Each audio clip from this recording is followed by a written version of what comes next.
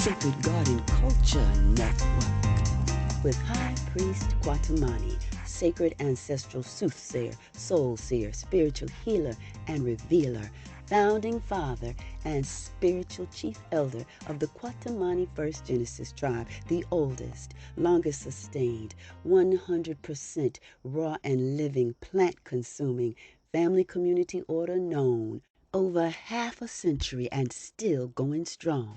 Greetings, bringing you Nitty Gritty 6 in the mix of this earth-shifting, climate-changing fix, where master deceivers triple tricks to accelerate the doom and gloom. Time clock ticks. Hey, like it or not, planet getting hot, gotta deal with my aunt. Doing this green earth solar cycle melting pot. Yeah, it's the gathering time. Time to gather them seeds, plant them trees, free them bees. Time to label and toil in fertile soil. Basic needs, clean water, fresh air breathe. Please listen, earth, solar, son, and daughter. Nowhere to hide outside divine order. This is to expose those lost souls who raped, enslaved, murdered, and stole to gain control, standing opposed to the good of the greater whole. Pay close attention to what you're being told. The people in power are spending their time looking for false solutions and finding and creating loopholes which maintains business as usual and keeps them in the position of power. And the truth now is that these processes are failing. They are failing us here in this room, they are failing our children, they are failing all of humanity and the future generations to come, but most importantly, they are failing the people bearing the brunt of this crisis. Life is for the living, forgiving. Death is for those expecting. Life to be resurrecting from the dead. If you think you have heard what the iron I've said, follow this thread. Be you blonde, black head, or nappy, not the dread. Roll call. This is to all of y'all divided we fall. Together we stand a chance. Do it, dance. Current policies are taking the world to a 2.8-degree temperature rise by the end of the century. That spells catastrophe, yet the collective response remains pitiful. We are hurtling towards disaster, eyes wide open, with far too many willing it all on wishful thinking, unproven technologies, and silver bullet solutions. It's time to wake up and step up. Mother Earth is facing a serious crisis, a critical mass extinction is what we're being told. We, the children of Mother Earth, we, the sacred ancestral children of the sun, have to make some decisions. If, in fact, we expect survival, we got to get right on it right here and right now and take the kinds and type of measures that will safeguard food security, shelter, tender loving care, fresh water, clean, wholesome air. It seems as though so many are simply ignoring these holistic living facts in order to satisfy their personal wants and desires. We got to get about organizing divine social, economic, family, community, order, networks. Yeah, when it rain, it pour. Time to get deep into the core to see things one has been taught to ignore. The battle of the sexes, hexes, yeah. Two parts to one whole, split in two. This is how opposition grew. The first thing is to establish a unified bond relationship between man, he, and she. That's a very difficult task, because he has been groomed and conditioned into a monotheistic mindset that says he is the almighty and omnipotent, ignoring the fact that that's an impossibility based on all the circumstances of the universal expression of life. Ain't trying to offend those God-fearing men who told us woman was the birthplace of sin. And then, after a while, they crucified her son child, made her bend, wave must have been odd. She forced to worship the facade of a vengeful, jealous, monotheistic God, spewing curse upon she as if she was the enemy, she the mother of humanity. That particular mindset, which is the principle of operation of a warlord syndrome, the I came, I saw, I conquered syndrome, which ignores everything except I came, I saw, I conquered, I was satisfied. I ripped, I stripped, I raped, I stole, I enslaved and took control. If you take that mindset and you turn it loose, anything that it encounters will be used to satisfy its lusting desire for power, to dominate, control, and rule over others. And it matters not if it means the absolute destruction of Mother Earth and all living things thereof. It definitely matters not as to what happens to the rest of humanity. And it matters not which self destroys the other self. That struggle of self, domination, control, and rule continues into hell and damnation. So we're talking about the idea of establishing divine socioeconomic family community order network. Let's look at the feminine. The feminine has become a master in maneuvering. If she has been maneuvered by monotheistic syndrome, then it's going to create something in her that's going to manifest a lower and lesser nature of femininity, no matter how you look at it. She then will become a strategist. You see, what is forgotten in this whole scenario is that just as we've ignored Mother Nature and misused and abused her and turned her out, and now she's going through what one may call a reactionary syndrome, she's trying to correct her situation. And by the same token, when we talk about the feminine, she has been groomed and conditioned into a reactionary emotional state of being that will not allow her to see clearly. It will not allow her to recognize that, wait, hey, baby, you're putting your own being in endangerment. You have to be she who will select who we be upon this earth as man, he, and she. There's something missing. And she continues to breed what is missing because the example that she's been given, the leadership of guidance and protection that she has been given has been monotheistically formulated by a mindset that breeds, seed, and feed disorder. The primary point that we all need to understand at this particular time on Mother Earth is that she, the feminine essence, and how she produces will reflect the nature of energy that she has consumed, the energy that has given her guidance as to what becomes of she. Now, it don't necessarily mean the goddess syndrome, because that's equally as impossible.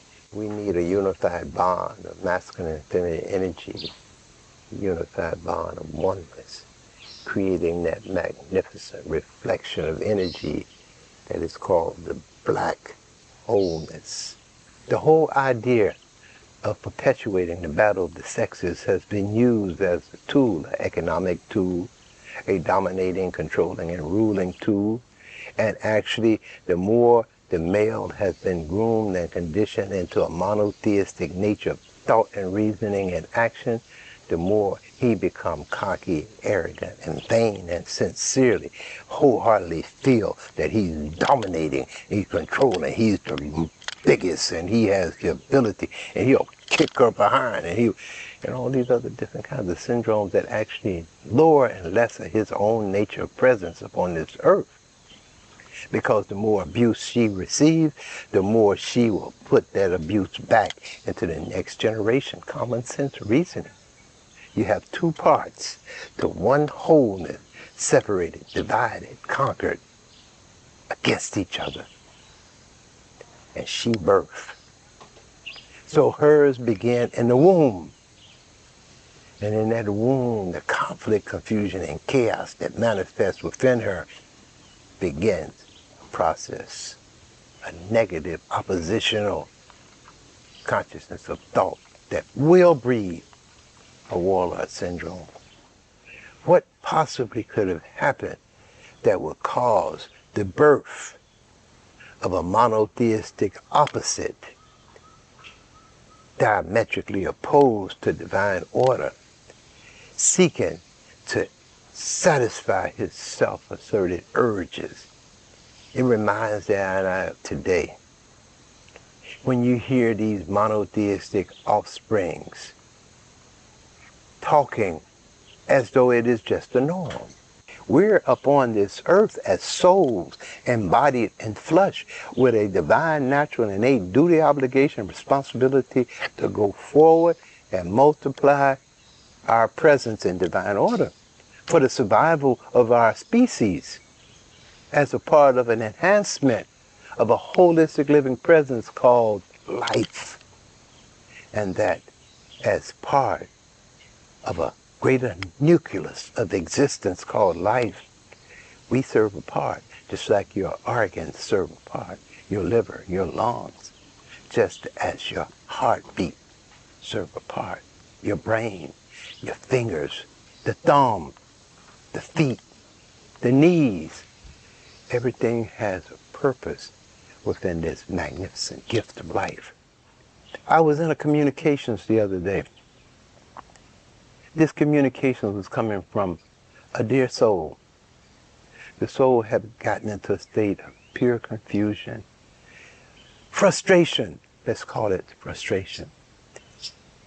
And the bottom line of the soul was like, Papa,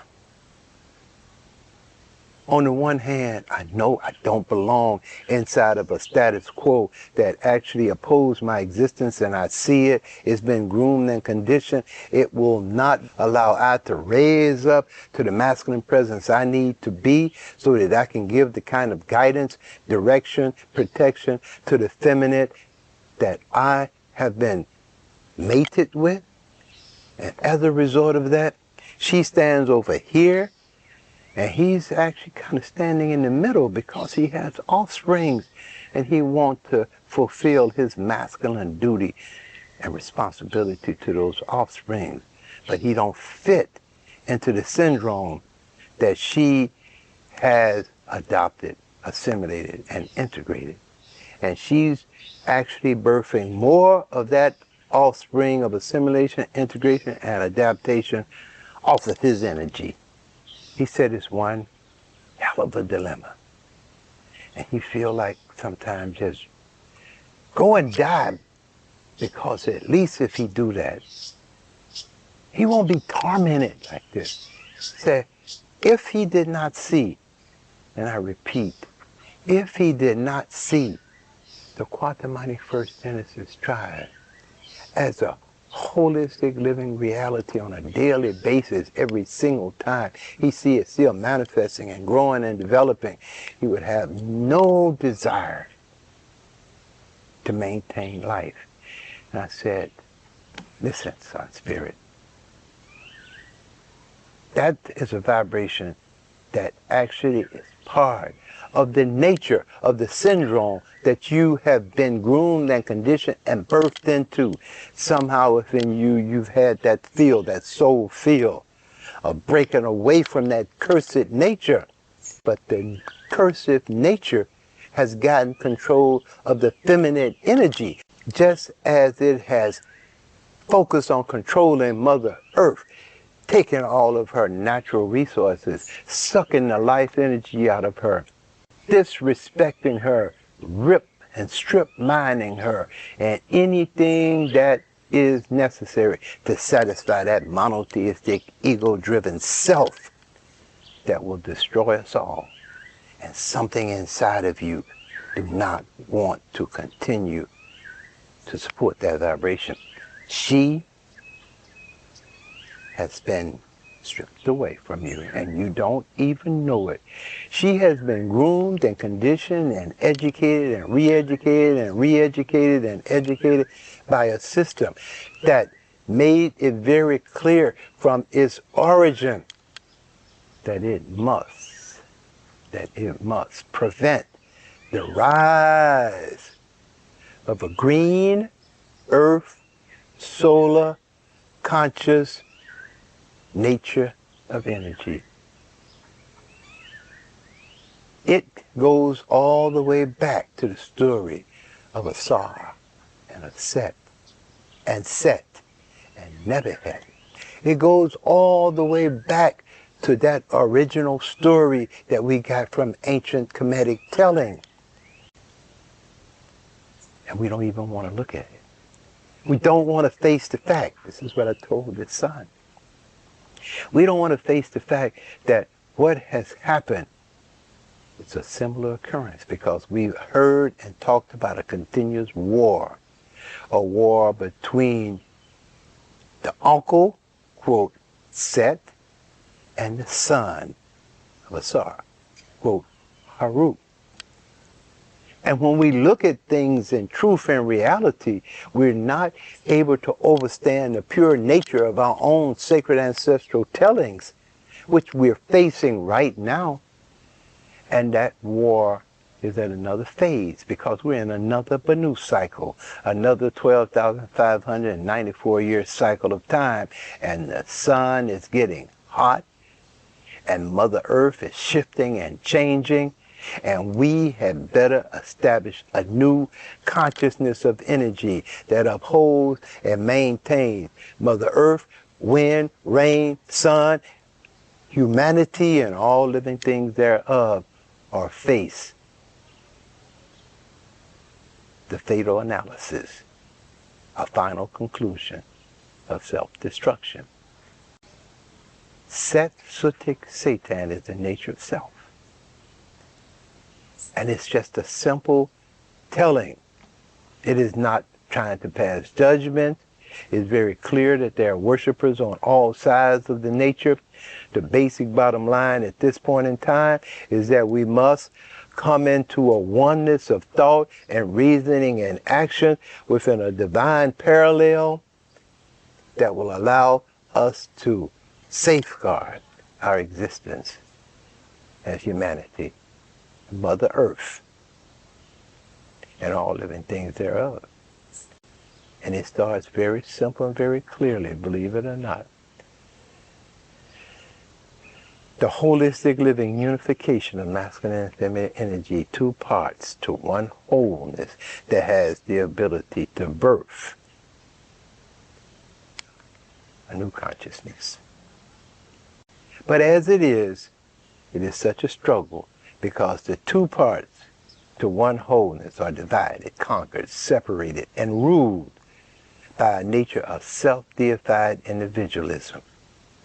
A nature of self-deified individualism that will allow a male to say that his greatest desire is to find him a mate that he can sexually enjoy on a daily basis and walk around and let everybody know that he conquered this trophy, and to have him a vehicle that can be declared as his own material thing that he can ride around, let everybody see his sense of conquest and make him look as though he's financially satisfied, ignoring the fact that that offspring is the primary reason for our existence, but not to glorify one's own ego-driven self, to have humility, dignity, and respect for Mother Earth, wind, rain, sun, and all living things thereof, so as to become a majestic part of life. And instead of breathing, seeding, and feeding the sacred ancestral gift of love, respect, dignity, humility, grace, the principles of Ma'at in living everyday experiences, one is breeding envy, jealousy, greed, war, wrath, blood spill, selfishness, And that's what's disrupting our existence right now on this earth.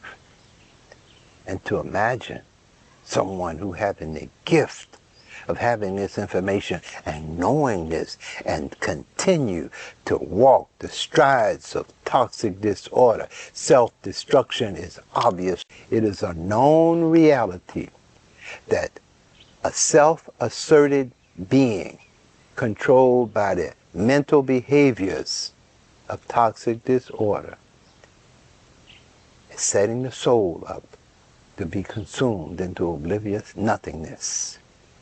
Whereas to have the divine humility and grace allows the soul to continue its sojourn into a magnificent presence of divine order that is eternal.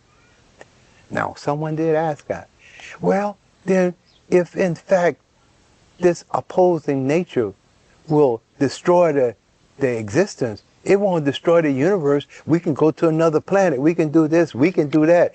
Ego-driven ignorancy.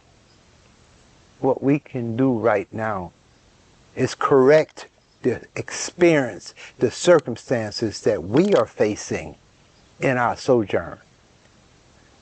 And if we have honor, dignity, and humility toward our soul journey, then we need to get to work to focus every ounce of our living energy on breeding, seeding, and feeding a holistic living consciousness of divine order into a new generation.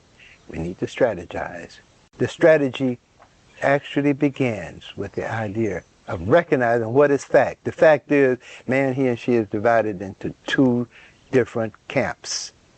There is no camp of unified oneness. There is no recognition anymore by so many of the fact that he and she is two parts of one wholeness, man.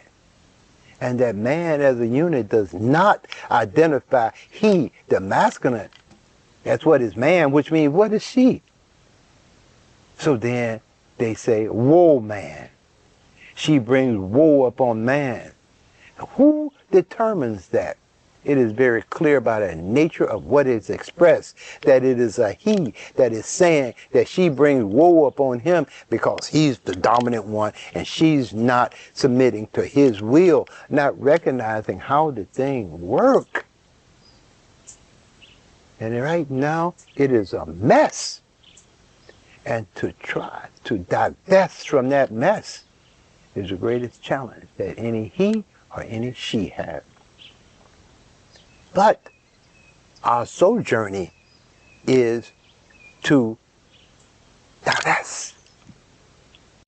What has happened is the herbivorous population of humanity has looked, listened, learned, discerned all the elements of that predatorial nature and has assimilated, integrated, and adopted that predatorial nature. It began clear and obviously in the burning desert. It began in the cold, freezing blight. It began anywhere that man, he and she began to become isolated into a state of reasoning where one has to become a cold-blooded, warring being, seeking and searching the full self, the self-asserted will, survival of the fittest. It's overstood. But now Earth has shifted and changed, and we have got to shift and change into a new consciousness quick, fast, and in a hurry, or we're not going to survive. And I'm just bringing this as a message of conscious reasoning.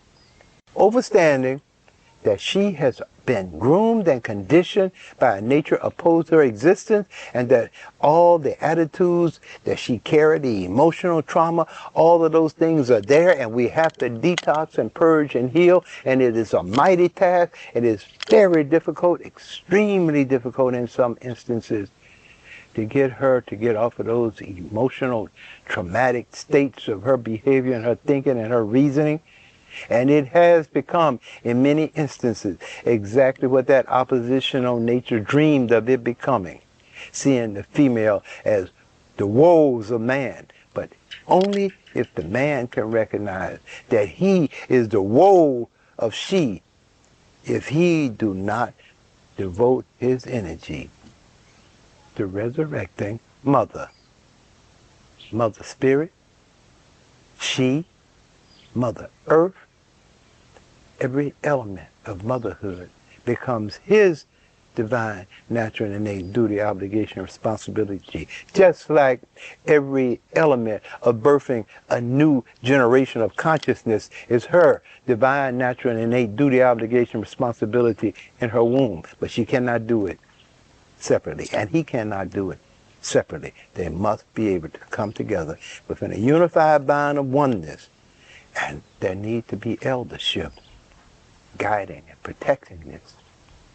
There need to be what was said earlier, divine social, economic, family, community networking. That's our challenge right now. This presentation is about that challenge, divine social, economic, family, community networking.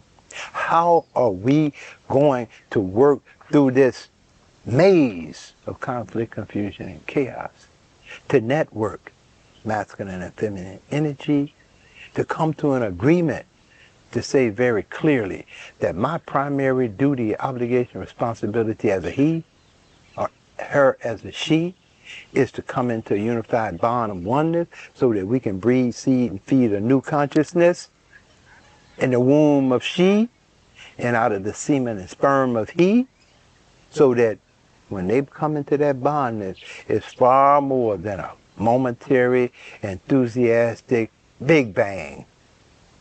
It is a big bang of holistic living reality, re-emerging the consciousness of he and she into the glory of a holistic living way of life. There's no question. We must get past the 666 alliance that perpetuates conflict, confusion, chaos, and defiance against the holistic living presence of 9 divine order, in order for we, humanity, to begin a new cycle. Just thinking of how this can be said.